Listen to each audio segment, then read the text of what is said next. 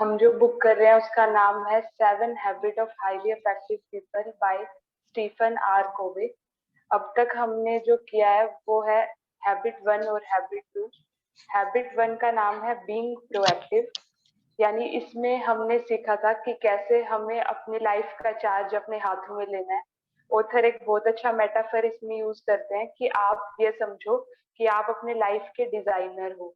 तो सबसे पहले वो हमें इस एफर्मेशन में सेट करते हैं कि हम अपने आप को ये मान ले कि हम अपनी लाइफ के डिजाइनर हैं। फिर हैबिट 2 में हमने सीखा था begin with and in mind, यानी जो हम बनना चाहते हैं, जैसा एंड हम चाहते हैं उसको ध्यान में रख के हम शुरुआत करें। तो हैबिट 2 को ही हम समझे तो जैसे हमने एफर्मेशन लिया कि हम अपनी लाइफ के डिजाइनर हैं, तो हैबिट 2 में हमने सीखा कि कैसा हम अपनी लाइफ को डिजाइन करना चाहते हैं और उसी हिसाब से हम अपने टारगेट्स को रियलाइन करते हैं। और हैबिट 3 जो आज का एजेंडा है उसमें हम सीखेंगे फर्स्ट थिंग फर्स्ट, यानी जो सबसे इम्पोर्टेंट टास्क है उसे सबसे पहले करना। तो ब्रीफली बताएं तो हैबिट 1 कहती है हम अपनी लाइफ के डिजाइनर है, 2 कहती है कि हम अपनी लाइफ को जैसा डिजाइन करना चाहें वैसा करें, और थर्ड में हम एक्शन मोड में आ जाते हैं। तो सबसे पहले जो आज का रिफ्लेक्शन क्वेश्चन है उसे ले लेते हैं। रिफ्लेक्शन क्वेश्चन हम सबको बहुत ध्यान से अपने मन को शांत करके सुनना है। क्वेश्चन है कि which one thing could you do that you are not doing now. ऐसी कौन सी चीज जो आप कर सकते हो पर आप अभी नहीं कर रहे हो, that if you did on regular basis, जिसे अगर आप रेगुलर बेसिस पे करो तो आपकी लाइफ में बहुत पॉजिटिव ट्रिमेंडस डिफरेंस आपको देखने में मिलेगा। शॉर्ट में रिफ्लेक्शन क्वेश्चन है कि ऐसी कौन सी चीज हम कर सकते हैं पर हम नहीं कर रहे हैं, और उसे अगर हम करेंगे तो हमारी लाइफ में बहुत अच्छा इम्पैक्ट देखने को मिलेगा। वो हमें सोच के लिखना है, क्योंकि हम धीरे धीरे अपने अंदर हैबिट डेवलप कर रहे हैं और साथ में अगर हम लिख लेंगे तो शायद उस तरफ हमारा काम होना शुरू हो जाए। तो सबसे पहले मीनिंग समझते हैं। सेकंड पॉइंट जो है कि इस हैबिट का मीनिंग क्या है। First thing first mean setting priorities, यानी जो जरूरी काम है उन्हें पहले करना। ऑथर बहुत अच्छी डेफिनेशन देते हैं कि things which matter most must never be at the mercy of things which matter list, यानी चीजें जो जरूरी नहीं है उनको करने के चक्कर में हम उन चीजों को ना छोड़ दें जो चीजें करनी बहुत ज्यादा जरूरी है। जैसे लास्ट सेशन में भी हमने सीखा था ABCDE मेथड, जिससे हम अपने जीवन में प्रायोरिटी सेट करते हैं ताकि वो काम ना छूट जाए जिनके छूटने से हाई कंसिक्वेंसेस का मतलब जिनका छूटने का परिणाम सही नहीं होगा। उसके बाद हम इसको एक स्टोरी के वे में समझते हैं कि एक स्टूडेंट है, मान लो वो स्कूल गया, उसने टेस्ट अटेम्प्ट किया, टेस्ट में उसके अच्छे मार्क्स नहीं आए, तो वो सोचता है कि आज कल जो टेस्ट होगा उसके लिए तो मैं आज शाम को घर जाके बहुत अच्छे से प्रिपेयर करूंगा। और वो जैसे ही स्कूल से निकलता है रास्ते में उसे रेस्टोरेंट से अच्छी अच्छी खाने की खुशबू आ रही होती है, तो वो सोचता है 10 मिनट लगेगी, मैं थोड़ा इसे भी इंजॉय कर लेता हूँ। फिर घर पहुंचता है तो सामने उसकी नजर वीडियो गेम पे पड़ती है, तो वो सोचता है सिर्फ 10 मिनट की बात है, शायद मूड फ्रेश हो जाए तो मैं फिर अपना जो टेस्ट वाला काम है वो अच्छे से कर पाऊंगा। गेम खेलते खेलते वो उसमें इतना व्यस्त हो जाता है, इतना मतलब एनग्रोस्ड हो जाता है कि शाम के 8 बज जाते हैं। फिर उसे लगता है कि अब एक छोटी सी पावर नैप ले लेता हूँ, फिर उठ के पढ़ लूंगा। तो ये क्या दिखा रहा है कि प्रोकास्टिनेशन की टेंडेंसी है, हम जो काम जरूरी है उसे पीछे टालते जा रहे हैं। तो ये हम सब की कहानी है। जैसे थर्ड पॉइंट में लिखा हुआ है story of all of us. हम सोचते हैं कि पहले ये छोटा छोटा काम है इसे कर लेता हूँ, ये तो बहुत इंपॉर्टेंट काम है, इसे तसल्ली से आराम से करूंगा, और वो आराम से करने के चक्कर में कभी हो ही नहीं पाता है। इसके बाद फोर्थ पॉइंट में हम देखते हैं generation of time management. Author बताते हैं कि जैसे आजकल मोबाइल टेक्नोलॉजी में हम देख रहे हैं 5G आ गया है, ऐसी टाइम मैनेजमेंट में भी बहुत सारी जनरेशन है। तो first generation, second generation, third और फोर्थ जनरेशन करके ऑथर ने कैटेगराइज किया है। ऑथर कहते हैं कि जो फर्स्ट जनरेशन वाले लोग होते हैं वो चेकलिस्ट मेथड का यूज करते हैं। हमने भी देखा होगा अपने आसपास लोगों को, जो बड़े बुजुर्ग होते हैं वो अक्सर एक डायरी रखते हैं अपने साथ में और एक लिस्ट सी बना के रखते हैं कि ये काम मुझे करना है, और इसको बोलते हैं चेकलिस्ट मेथड या फर्स्ट जनरेशन। तो ऑथर कहते हैं जो फर्स्ट जनरेशन वाले लोग हैं वो लिस्ट तो बना लेते हैं, बट उन्होंने बस एक हैप्पीजार्ड सी लिस्ट बनाई हुई होती है, वो प्रायोरिटाइज नहीं करते चीजों को, उस चक्कर में जो इम्पोर्टेंट टास्क है वो छूट जाते हैं। तो फिर सेकंड जनरेशन आती है, जैसे जैसे जैसे जनरेशन इंप्रूव होती है थोड़ी और उसकी इफेक्टिवनेस बढ़ती जाती है। सेकंड जनरेशन वाले लोग क्या करना शुरू करते हैं कि कैलेंडर में मतलब जो भी अपॉइंटमेंट है, रिमाइंडर है, उन्हें सेट कर देते हैं। सेकंड जनरेशन में जो एडवांसमेंट है वो ये आती है कि वो लोग अपने शेड्यूल को टाइम से पूरा कर पाते हैं और उनके कमिटमेंट लगभग पूरे हो जाते हैं क्योंकि रिमाइंडर उन्हें याद दिला देता है। थर्ड जनरेशन वाले लोग क्या करते हैं, डेली प्लानिंग करते हैं, गोल सेटिंग करते हैं। तो इससे क्या होता है कि उनके गोल लगभग मतलब 50% के करीब अचीव हो जाते हैं, पर ऑथर कहते हैं कि वो अपने टाइम प्लानिंग को लेके कई बार बहुत ज्यादा स्ट्रिक्ट होते हैं। मान लो उन्होंने, थर्ड जनरेशन वालों ने ये फिक्स किया कि आज मुझे अपने फ्रेंड से 15 मिनट ही बात करनी है, और वो जब बात करने लगे तो उसे रियलाइज हो जाता है बीच में कि फ्रेंड को शायद जरूरी और बात करनी है, बट वो अपने टाइम को लेके इतने स्ट्रिक्ट होते हैं कि वो 15 मिनट के बाद ही फोन कट करने की सोचते हैं। इससे रिलेशनशिप पे अफेक्ट पड़ता है। तो थर्ड जनरेशन वाले लोग भी उतने अफेक्टिव नहीं होते हैं। और ऑथर कहते हैं जो आजकल मतलब जो चल रही है वो है फोर्थ जनरेशन, जो टाइम मैनेजमेंट में बहुत अच्छे पहुंचे हुए लोग हैं वो इसको फॉलो कर रहे हैं। तो फोर्थ जनरेशन कहती है कि टाइम को मैनेज करना ही नहीं है, मतलब टाइम मैनेजमेंट एक मिसनोमर है, मैनेज तो खुद को करना है, सेल्फ मैनेजमेंट करनी है।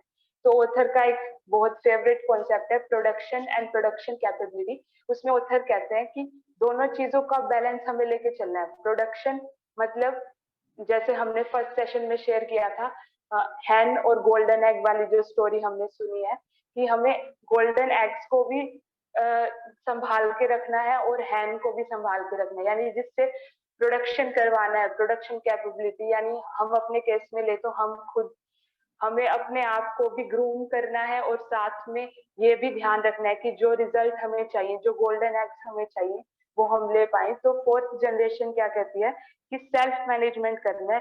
टाइम तो मतलब टाइम तो खुद ही मैनेज हो जाएगा। उसके बाद ऑथर कहते हैं कि व्हाट इट टेक टू से नो। नो कहना इतना मुश्किल क्यों लगता है? हम जो भी काम आता है या फिर जो भी हमारे माइंड में अचानक से थॉट्स आते हैं कि ये करके देखता हूँ, हम तुरंत वो काम करने लग जाते हैं। तो नो कहना मुश्किल क्यों लगता है? ऑथर इसमें एक बहुत डीप बात कहते हैं कि एक बात हमें हमेशा ध्यान रखनी है कि नो तो हम हमेशा कह रहे होते हैं, पर हम क्या कर रहे होते हैं, इंपॉर्टेंट चीज को नो कर रहे होते हैं और लेस इंपॉर्टेंट चीज को हाँ करके उसे करना शुरू कर देते हैं। तो हमें इस कॉन्सेप्ट में ये ध्यान रखना है कि नो हमें कहना क्यों है और कहना किन किन चीजों को है। कहना क्यों है? क्योंकि अगर नो कहेंगे तो इससे हम हाई प्रायोरिटी चीज पे फोकस कर पाएंगे। और एक बहुत इंपॉर्टेंट बात जो आप सबने भी एक्सपीरियंस की होगी, जब हम लेस इंपॉर्टेंट चीज को नो कहते हैं तो हमारे अंदर एक इनर विल जनरेट हो जाती है कि मान लो हमारा मन किया कि एक बार व्हाट्सएप खोल के देखता हूँ, बट मैंने उसको कंट्रोल कर लिया कि नहीं अभी पहले ये काम है। तो एक इनर विल जो है वो स्ट्रोंग होती जाती है इससे। तो नो कहने से ये लिख ले हम कि इनर विल बहुत स्ट्रोंग होती है हमारी। और दूसरी बात, नो कहना कब है ये भी हमें बहुत सोच के कहना है, कहीं हम इम्पोर्टेंट टास्क को ना ना कहने लग जाए। उसके बाद हम आज के असाइनमेंट पे आते हैं।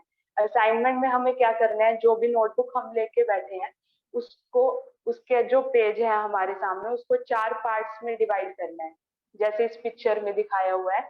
एक लाइन वर्टिकली बिल्कुल बीचों बीच और एक लाइन हॉरिजॉन्टली। तो उसमें ऐसे 4 क्वाड्रेंट्स बन जाएंगे। इसको समझने के लिए हम ऊपर चलते हैं। क्वाड्रेंट्स का जैसे हमने इसमें एक्सप्लेन किया हुआ है, क्वाड्रेंट 1, क्वाड्रेंट 2, क्वाड्रेंट 3 और 4। वन जो क्वाड्रेंट है वो है इम्पोर्टेंट एंड अर्जेंट चीज, यानी वो चीजें जो इम्पोर्टेंट भी है और अर्जेंट भी है। सरकमस्टांसेस ऐसे बनते हैं कि हमें इन चीजों को करना ही पड़ता है। जैसे कोई इमरजेंसी सिचुएशन आ गई, डेडलाइंस आ गई, अब इन्हें तो हमें करना ही पड़ेगा। तो जो ऑथर कहते हैं, जो इस मतलब ये वाले जो लोग होते हैं वो फायर फाइटिंग टेंडेंसी के लोग होते हैं। वो हमेशा जब चीजें उनके सिर पे पड़ती है, बात सिर पे लटकती है, तो वो काम करना ही पड़ता है।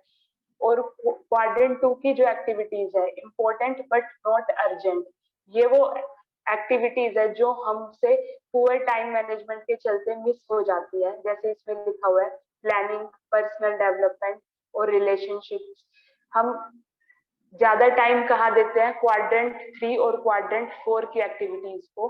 क्वाड्रेंट 3 की एक्टिविटीज है नॉट इम्पोर्टेंट बट अर्जेंट, यानी जैसे कोई व्हाट्सएप मैसेज आ गया, वो इम्पोर्टेंट नहीं है बट हमें अर्जेंट लगता है कि हमें उसका रिप्लाई तुरंत कर देना चाहिए। कोई फोन कॉल आता है तो हम उस पर कई बार बिना टाइम बाउंडेशन के लंबी लंबी बात करने लग जाते हैं, और मेल।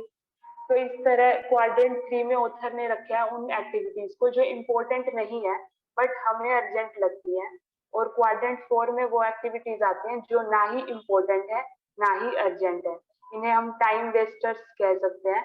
और जैसे कि कई बार यूट्यूब पे हम इतने डीप अनकॉन्शियसनेस में चले जाते हैं कि हम यूट्यूब खोलते हैं और पता भी नहीं होता किस पर्पज के लिए खोला है, और ये उंगलियां ऐसी चलने लग जाती हैं। और फिर लास्ट में जैसे यहाँ लिखा व्हाट्सएप स्टेटस चेक, ये भी जब से व्हाट्सएप आया तो नया ट्रेंड है कि चलो और कुछ नहीं सही तो स्टेटस ही चेक कर लेते हैं सबका। तो ये ना ही इम्पोर्टेंट है ना ही अर्जेंट एक्टिविटी है।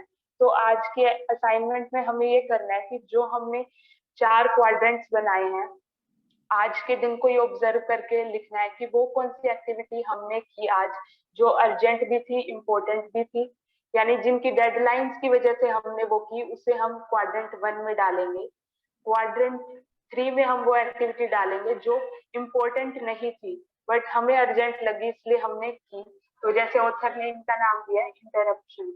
और क्वाड्रेंट 4 में हम वो एक्टिविटी डालेंगे जो इम्पोर्टेंट भी नहीं थी और अर्जेंट भी नहीं थी, फिर भी हमने कर दी। और लास्ट में जो सबसे इम्पोर्टेंट क्वाड्रेंट है वो है क्वाड्रेंट 2।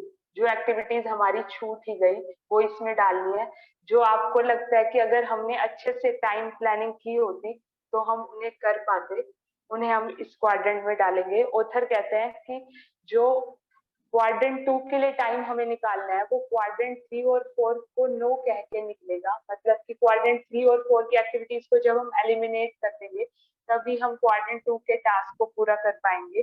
तो कंक्लूजन यही है कि अफेक्टिव लीडरशिप के लिए, यानी जो हमारे इस बुक को पढ़ने का पर्पज है अफेक्टिव बनना, उसके लिए फर्स्ट थिंग फर्स्ट का मंत्र हमें हमेशा याद होना चाहिए, तभी हम समय पर अपने गोल्स को अचीव कर पाएंगे। Thank you.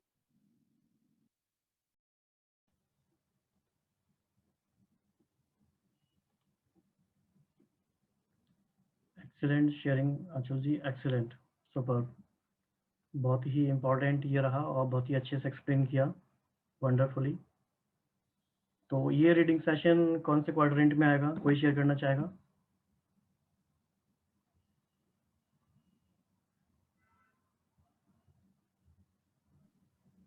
ये क्वाड्रेंट 2 में आएगा। ये वेरी गुड। किसने आंसर दिया ये मैं मनमोहन, मेरे हिसाब से ये क्वाड्रेंट 2 है। Right right right, perfect. तो इसके लिए क्या करना होगा हमें, इसके लिए टाइम निकालने के लिए?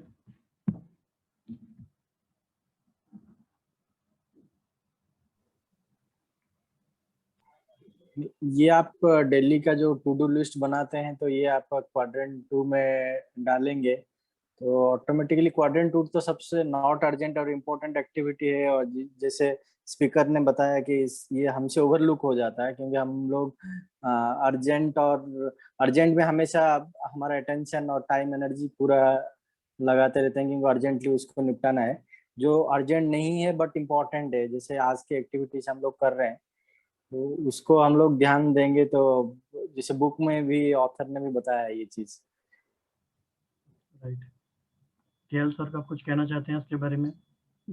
जी राहुल सर, मैं कहना चाहूंगा कि हमें अपनी लाइफ में एक दिन में एक फिक्स करना चाहिए कि इतना टाइम मैं अपनी क्वाड्रेंट 2 की एक्टिविटी को दूंगा ही दूंगा। जो एक्टिविटीज मेरी इंपॉर्टेंट हैं बट नॉट अर्जेंट हैं वो मैं करूंगा ही करूंगा, क्योंकि अर्जेंट और इम्पोर्टेंट एक्टिविटी है वो तो जबरदस्ती हमसे कोई ना कोई करवा ही लेगा। हमारी मर्जी हो या मत हो, हम पिट पिट के करेंगे, लेकिन करेंगे ही करेंगे अर्जेंट और इम्पोर्टेंट, कि हमारा बॉस करवा लेगा या मम्मी पापा करवा लेंगे। बट ये जो हमारी इम्पोर्टेंट और नॉट अर्जेंट वाली एक्टिविटी है, ये हमें अपनी मर्जी से एक फिक्स टाइम रोज रखना पड़ेगा, 1 घंटे 2 घंटे व्हाट्सोएवर जो हम रख सकते हैं। तो मुझे लगता है ऐसा करना चाहिए।